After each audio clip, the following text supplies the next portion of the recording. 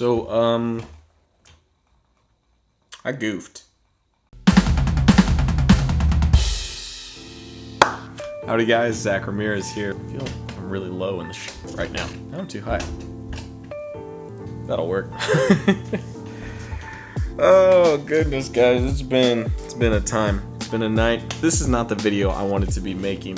Originally, I planned to release a video that I recorded 2 weeks ago. I woke up one day and was just feeling very uninspired. So I thought, you know what? This would be kind of a cool experiment to just push myself to try to be as creative as possible. I couldn't decide, well, should I make a video or should I try to make a track? Just little guitar, drums, bass, keys, add some stuff together just to make a little something. I thought, hey, let's brute force this thing. Let's make a video and a little track together, and I can kind of show you guys how I go about my song writing, composing, production process, whatever you want to call it, how I go about that and arranging. All that to say, recorded the track, have the footage for the video, and I can't find a file now for the track. Where'd it go?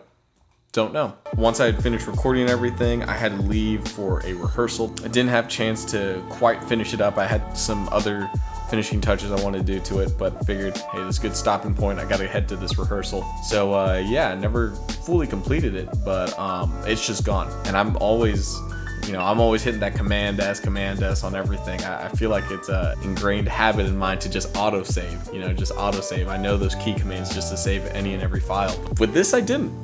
And this hasn't happened to me in a while where I've lost a file or something like this, either for school or for a work project or for just a personal project. It's really annoying and just very upsetting that this is, I would have rather made that video because it's a lot more inspiring. That all being said, I don't want to look back at that and take it all as lost. I think it's important to look at those things and learn lessons from those situations where, yeah, I messed up, didn't save a file, or if you're playing like live on stage and you mess up, I think it's important to look back at those things and learn from the lessons. Some of the big things I can look back on from that day is, even though I was feeling uninspired and uncreative, I still made something. I still shot a video. I still recorded somewhat of a track. And I'll be honest, it wasn't even that great of a track. It wasn't anything really fancy or whatnot, but I think it was also good practice just for that day that I wasn't feeling inspired to create anything, and yet in spite of that, to push forward and try my best to make something. And I think that's something all of us as creatives or just as people that we should do, is push past our limitations, push past, when you're just not feeling it, persevere on through that. I like looking back at that and thinking, okay,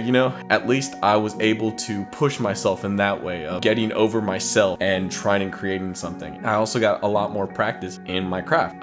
However the saying goes, like, you got to put your 10,000 reps in, you got to put your 1,000 hours or 10,000 or 100,000, I don't know however the saying goes, but you have to put in those reps, you have to put in the practice to master a craft. And video is a whole new skill for me, but that day I practiced shooting some B-roll footage just here in my bedroom, taking shots of my guitar or my drums. It wasn't great, but it was practice, and it was good for me to kind of learn the ins and outs of this camera, how to shoot B-roll, different frame rates to use, and kind of how they look. And I think I mentioned this in a past video, but I shot a video for my church, and that practice that I had in my bedroom of shooting B-roll really helped when I was shooting for my church and getting the lighting down, learning the intricacies and where different settings are in the menu. So that was great practice for me, even though it didn't turn out the way I thought it would.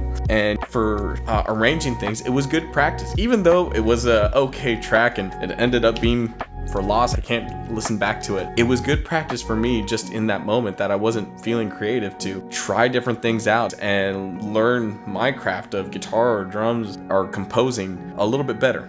So yeah, overall, I still feel pretty bummed out that this is the video that you guys are getting, but not all for loss. I think it's important that we look back at our past failures.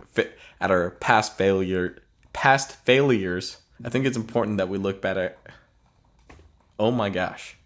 I think it's important that we look back at our past failures and take lessons out of those that we can apply to future successes. I don't know.